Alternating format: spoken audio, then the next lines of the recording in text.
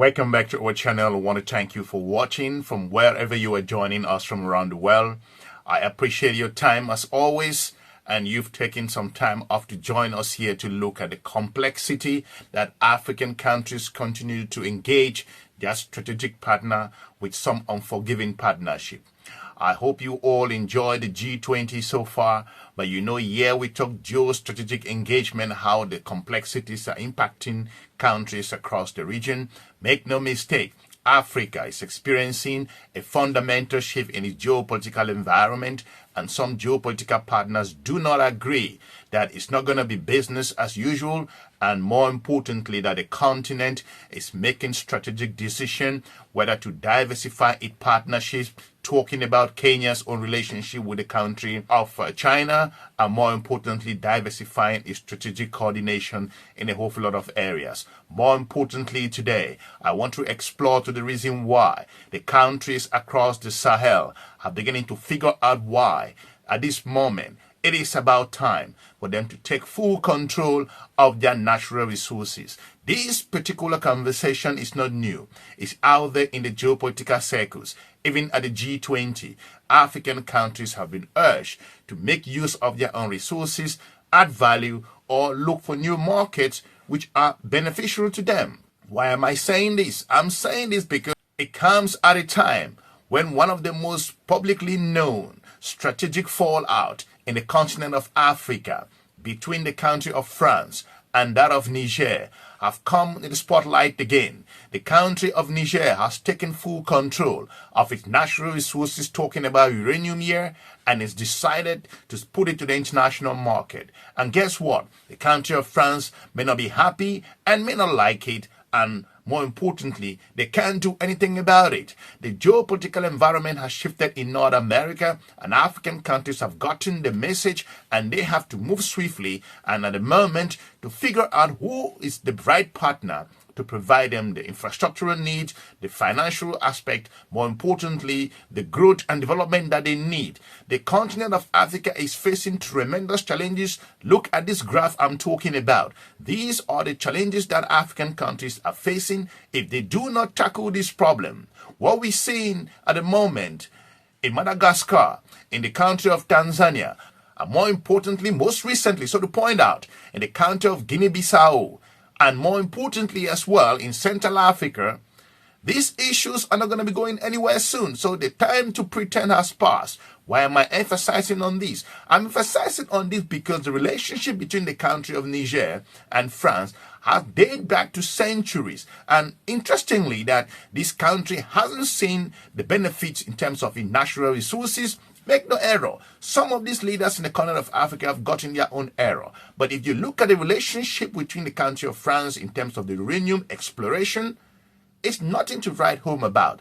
It'll give you more context on this. Let's go to France 24 for them to give us their own perspective, because at the moment, the country of Niger has woken up and is making the choices that it needs to engage a global community in terms of its own natural resources, and its geopolitical partner that has subjugated them for centuries with unfair prices in terms of their uranium is beginning to wake up. The continent of Africa's own strategic engagement must be diversified across all capitals: Brussels, Washington, Beijing, Moscow, and more importantly, emerging Turkey, including Middle Eastern partners who are emerging, and some major players in the continent of Africa. At the moment, the country of Niger is saying that we want to test what the uranium can offer us by going to a new market. Let's go to this conversation with regards to the reason why this may not be sitting well in Paris. Let's play this clip.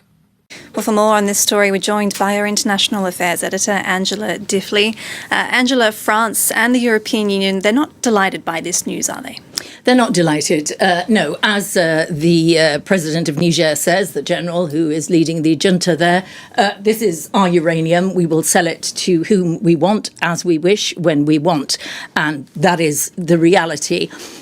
It's true that this idea that some of it has already been seen. There are reports in international media that some uranium has already been taken to Togo, that it will from there go to Russia. These are reports in international media. in some ways, the Americans, the International Atomic Agency, would prefer Russia than Iran, which is one of the other possibilities. If it's going on the international market, France has no way, Europe has no way, nobody else has any way of stopping Niger selling that uranium to whomsoever it wants. What is also worrying is that in order to get from Niger to Togo in West Africa, or to the coast there, it has to cross several areas which are controlled by jihadists. And that in itself is a real security worry for the European Union, for France, that somehow jihadists might get their hands on that uranium as it travels. But the reality is that that is the position we're in. They have chosen to sell it to Russia. Increasingly, as we know, Russia has an important influence in Africa. It is helping many of these former French colonies in their fight against jihadists. Experts don't see their efforts being any more or less successful than the French efforts, but that is what's happening. In France, about 20% of France's own uranium needed for civil nuclear reactors came from Niger. So both France and the European Union are trying to find other avenues of supply because it's an important resource which now has become very complicated to access. We all understand why the relationship between the country of Niger and that of France is not sitting well. France was getting a number of its uranium from the country of Niger, and more importantly, a number of countries in the European Union.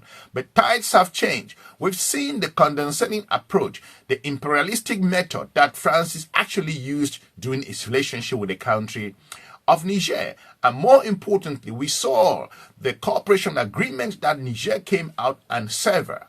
The relationship goes back historically. Make no mistake, France are fake.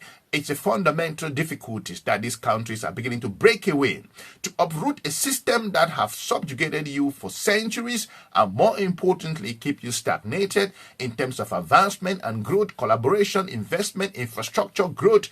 Call whatever you want to say. These nations across the region, like the analyst said, are benchmarking important aspects talking about security in the Sahel region. The Sahelian countries who break out away from the ECOWAS regional organization, of which ECOWAS is still the relics of itself, are beginning to figure out which partner can provide them the alternative. And those partners do not provide this alternative for free. They provide it with regards to some other compensation. And Niger's case has the resources that it needs to sell to the global market. If you're selling your resources below international prices, you're not going to benefit anything. So the country of Niger has woken up, is alternatively looking for new markets, it's looking for new routes to ensure that its natural resources go to the global market. And France may not like it. I think the Nigerian people do not care with regards to this, because if France can be so concerned, according to what the journalists are saying, it means Niger may be doing the right thing. Let's play this clip. And this is yet more evidence of how French influence of power and commercial interests have plummeted in Africa recently, isn't it? Yeah, it's such a long way from when this happens every time there is a new French president. There is an attempt to reset relations with Africa in various different ways, ranging from not long after independence to we will work together, we're equals, to further along French presidents saying, we understand you think we're too paternalistic, we need to be more equal, to Emmanuel Macron at the beginning of his presidency saying, we must make this relationship much more about commercial interests. We're all equals again. And it is such a long way from those speeches he gave at the beginning of his presidency. France is disliked in much of West Africa and Central Africa, where it was the former colonial power.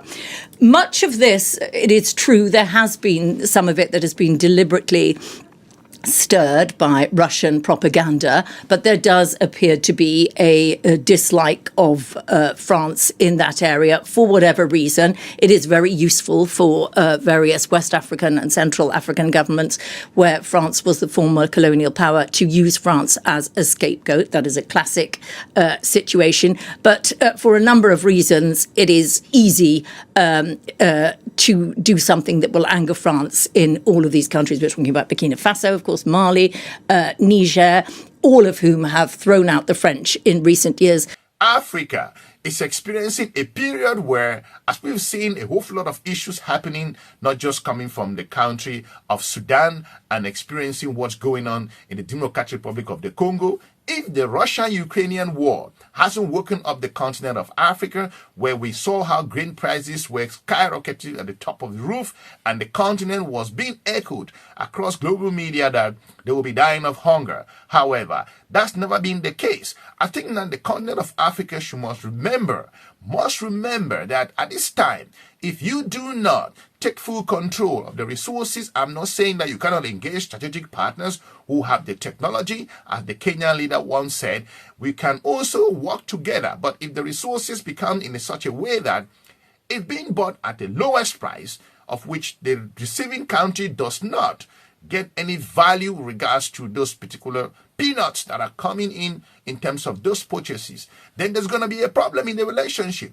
Benchmarking France. France, for the first time, has had the opportunity to compete with the Chinese, with the Russians, with the European partners who you do not agree with the Middle Eastern partners, and also Turkey. So for the country of Niger to take this step and go and look for the new market is an important move in the countries across the Sahel, specifically in the country of Niger. Let's play this clip.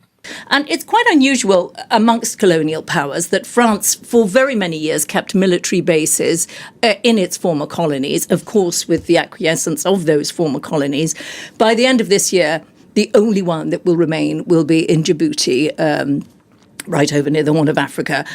All of those bases, which were useful to France and useful at different times, different Western Central African leaders asked for them to come in and push back jihadists. That is now over. For now. It's a very complicated relationship. It's very difficult always for any colonial power, France, to separate it, defending its own commercial interests, because there were very significant French commercial interests in all of these countries after France left. And any opportunity to defend their own French commercial interests, big banks, big oil companies, is going to be attractive to the French government. But they were invited into Niger, to Mali, to push back jihadists, and French soldiers lost their lives in that, several years long operation, particularly to try to push back jihadists. And a lot of French people think, well, French soldiers lost their lives. If you don't want us, that's fine. That's the reality. It's a moving relationship, and there is a bad relationship at the moment between France and many of its former colonies in Africa. All right. Niger was not a one-off. Niger made it clear that it wants to open the market and open the opportunities in terms of diversification, relationship-wise. We want to work with a number of people who can offer us the alternative. Make no mistake, the countries of the Sahel are facing existential threat with regards to the current jihadist challenges that they are facing within the region. More importantly, most recently, you remember how Niger kicked out the United States of America from its own territory as a result of the U.S. refusing Niger to diversify the collaboration, whether with the Russians or with the Chinese, and more importantly, the delegation that the United States of America sent to the country of Niger was not accepted regards to Niger's own perspective as a very low key. We've covered that here on the channel. Make no mistake, the continent of African countries, including the Sahel, are open to working with every partner who come on a win-win collaboration, because if the geopolitical partners win, African countries win, but it must be on an equitable issue. That's what we heard echoed over and over at the G20. These are complex times across the region, and Niger taking this initiative, and France do not agree with it or does not feel comfortable with it. I think this is an indication that the global economy is moving really fast, and multipolarism at the moment is going to trump the unilateral aspect of going it alone. Niger is making a huge fundamental shift in terms of its foreign policy, including its natural resources, and at the moment, we are seeing a change in that region. Let me know in the comment section what you think with regards to this particular move by the country of Niger. Why they want to take full control of their natural resources. It comes at a time when the countries of that region are battling it in terms of their existence And more importantly, experts argue that the support they gain from Russia to support them in that region is not having a significant contribution. That I don't agree with. You can't benchmark that relationship because the country of France has been in the region for centuries, looking at the specific deployment with Operation Seva and Operation Barkanande. These were collapsing missions. Of course, there were some inroad. However, Niger making this move, it comes at a time when the country have realized that there are fundamental difficulties that need to be solved. I want to thank you for watching. I'll be looking forward to meeting you soon in our next episode. Smash the like button and have a good day. Bye-bye.